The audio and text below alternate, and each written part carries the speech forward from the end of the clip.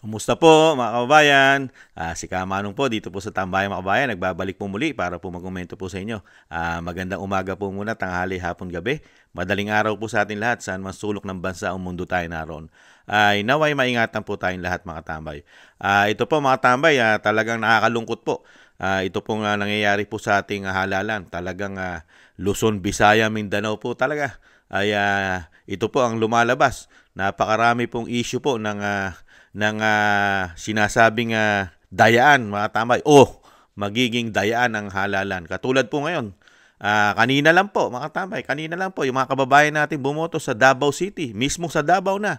Dahil nung nakaraan po sa Ilocos, sa bandang norte, dahil dinanas po ni Attorney Raul Lambino na talaga yung mga binoto niya ay hindi po lumabas doon sa kanya pong mga resibo. At ganoon din po ngayon sa Mindanao, mga katambay, kanina po ay mismo ang dating Pangulong Duterte, ang mga Duterte, ang binoto, pero ang lumalabas po ay Nograles po mga kababayan. Pakinggan po natin ang ating mga kababayan na nagsusuri po ang ating po mga makabayan vloggers at mismo po yung tao na talagang nakaranas po ng kamukha po ng dinanas ni Attorney Raul Lambino po mga katambay. Panoorin po natin, pakinggan. Tila may hokus-pokus na nangyayari dahil ang dating Pangulong Duterte o ang pamilyang Duterte sa Davao ay tila nadaya na. Ibinoto nga daw ng isang netizen ang Duterte. Pero nang ma-print na ang resibo, abay puro Nograles na ang nakalagay. Paano kaya ito sasagutin ng COMELEC? At speaking ng hocus-pocus, may isang netizen kasi na bumoto sa senator category. 12 senator ang kanyang ibinoto, pero ang lumabas sa kanyang resibo ay overvote. Nag-reprint ulit siya ng kanyang resibo. Ngunit ang lumabas ay 10 lamang na senator, pero hindi niya ibinoto ang lumabas sa 10 senador na pangalan. Kagulat-gulat nga daw dahil ito ang mga listahan ng kanyang iboboto sa pagkasenador na siyang hindi nasunod ayon sa na-print na resibo. Ayon sa post ni Babas Ruby. Grabe, no? Share. Grabe, no, mga tambay. Iba ang lumalabas. Ito talaga is, ano saya sabihin ng COMELEC? Ito mga tambay. Grabe, no? Wala raw pong dayaan, walang hokus-pokus pero ngayon po, ito po, meron pa po yung mga kababayan natin sa Davao. Ganon din po mga tambay, ito rin po yun.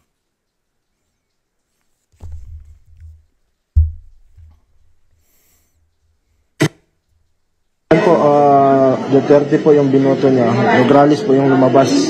So si Sir po yung So ayan mga pa, yun, si Sir nagreklamo sa tubangan kay Duterte ang binoto, Nograles ang lumabas.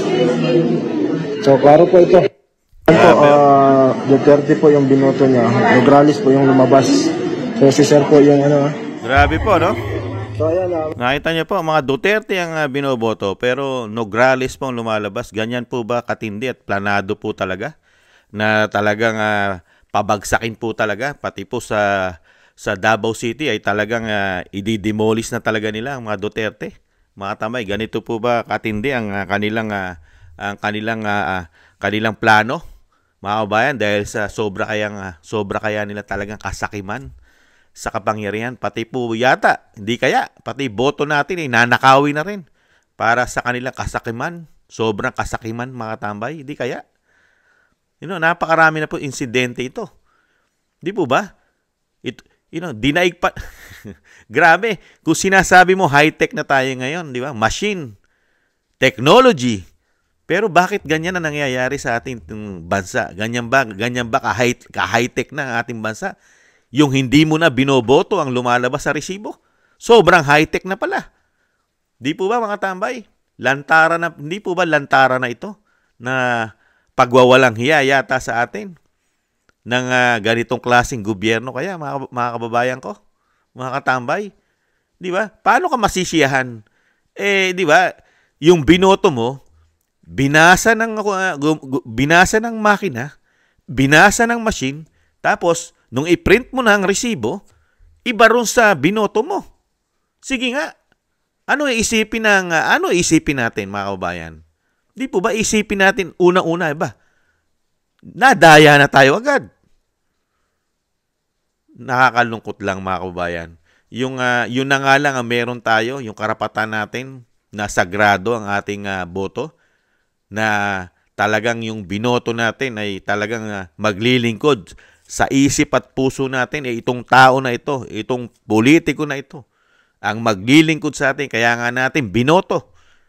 Pero meron palang mga tao, mga kababayan, na yung boto, yung tiwala ng Pilipino ay nanakawin para ibigay doon sa mga pinagkakatiwalaan naman nila. Itong mga politiko na ito. Itong mga itong mga nakapwesto na ito. Lalo-lalo siguro ay nakapwesto sa COMELEC. Nakakalungkot po mga kababayan. Yan po. Yan. Tingnan po natin. Mamaya po mag-announce na po yan. Magdideklara na po ng mananalo mga kababayan. Kung hindi po nagkakamali yung lingkod, mamaya po bago mag-alas 10 ng gabi ay magpo-pronounce na po at i-declare na po ang mga nanalo sa local position po. I think sa mayor hanggang konsyal. At yung governor naman po, baka po hanggang next week.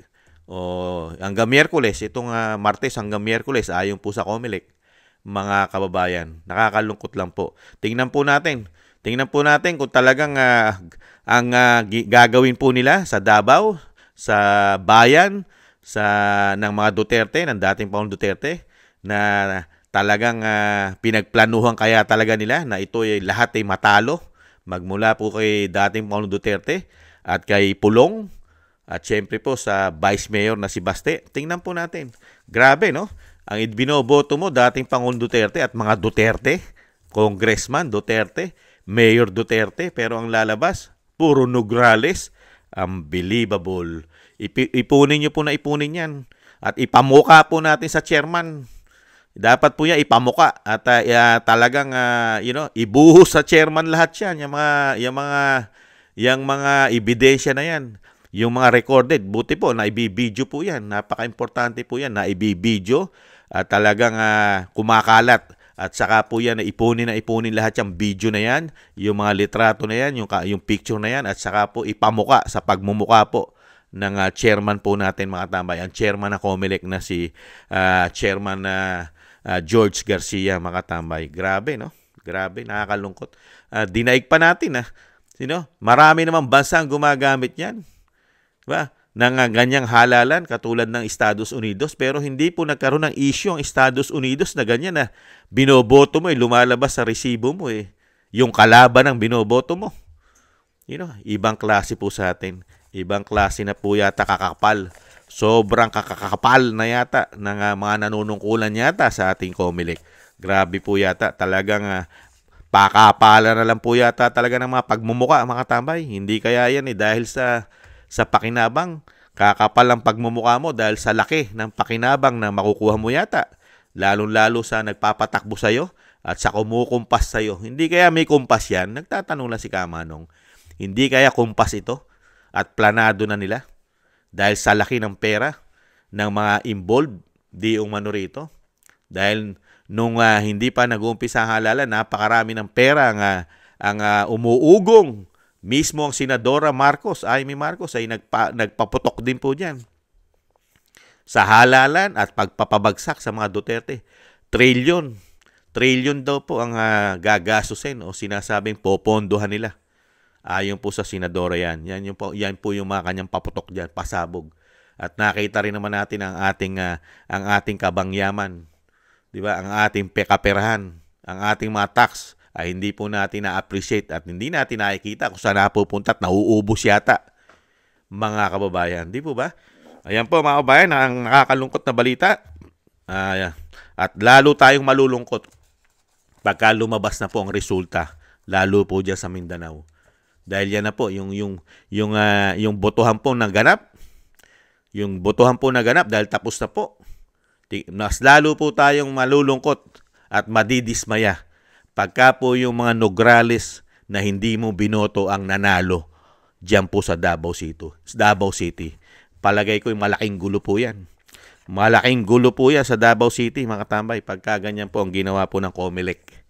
Yung mga hindi binoto ay siya pong nanalo. mahiya-hiya naman kayo sa balat nyo. You know, yung karma po, mahirap po yan. May karma po yan, mga opisyalis natin sa COMELEC. You know, yan po ba ang dadalhin yung legacy sa inyong pamumuhay, sa inyong paglilingkod? You know, yung ganyan po.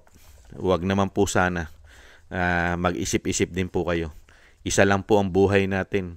Gawin na po natin tama ang ating pong buhay. Isa lang po yan. Gumawa na po tayo ng kabutihan at tama. Maraming salamat po sa mga subscribers po natin.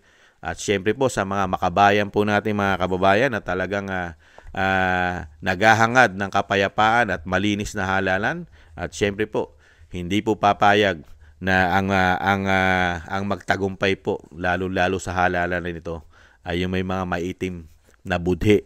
At syempre po, yung mga kurap, mga buhaya. Kaya magbantay po tayo, mga kababayan. Maraming salamat po sa mga nag-a-upload natin, mga kababayan. Pagpatuloy nyo po. At talagang yung boses po natin ang kailangan po. Kailangan po ang boses natin ngayon. Lalo-lalo po rito sa ginagawa po yata ng COMELEC sa halalang ito. Ipagpatuloy po ninyo yan, mga kababayan ko. Laban lang po tayo. Thank you po mga subscribers natin. Shoutout po sa inyong lahat. At syempre po sa mga nagbibigay po ng biyaya, thank you po. Shoutout po Kingston 123 ng Hong Kong, Eric Hershio ng Canada, Jake Yahut ng Maisog, California, USA, Gina Ray Solid DDS ng Berlin, Germany, Julieta Silona ng Sydney, Australia, Baby Roman, Ate Isa ng Cagayan, Jem Aris ng United Arab Emirates, Jovelyn Watanabe ng Japan, ako si Pilam, at si Annie Joe. Maraming salamat po sa inyo, mga kababayan. Shoutout po sa inyo at ingat po at maingatan po kayo. At thank you rin po sa mga gusto po ng Tambayang Makabayan sa YouTube at TikTok, at ganoon din po sa mga nagko-comment, like, share, and subscribe. At syempre po, mga tambay, bantay-bantay po tayo at update po tayo, mga tambay. Yan lang po muna, mga kabayan. Ingat po tayo, at syempre po yung dasal at panalangin po na maingatan po ang dating Pangulong Duterte, at ganoon din po ang Vice President, mga tambay. Maingatan po sana. Sama po natin sa dasal at panalangin. Muli po, mga tambay, tayo rin po. Ingat. Paalam po muna. Bye-bye. Ingat po.